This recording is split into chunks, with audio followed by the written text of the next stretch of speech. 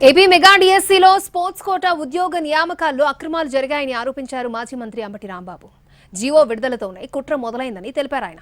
382 sports కోటాలో ఉద్యోగాలకు exam అవసరం లేదని, కేవలం సర్టిఫికేట్లు ఇస్తే సరిపోతుందన్నారని గుర్తు చేశారు. నియామకాల్లో పెద్ద ఎత్తున డబ్బులు చేతులు మారాయన్నారు. ఆటలు ఆడకుండా సర్టిఫికేట్లు ఇచ్చిన దాఖలాలు గతంలో అనేకమున్నాయని స్పష్టం చేశారు అంబటి.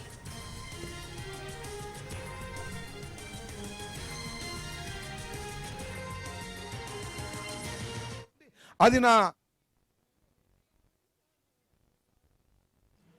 ముందు ఒక జీవో ఇష్యూ చేశారు అంటే అక్కడ జీవో ఇష్యూ చేయటంతోనే కుట్ర ప్రారంభమైంది, ఫ్రాడ్ ప్రారంభమైంది అనేది అర్థమవుతోంది.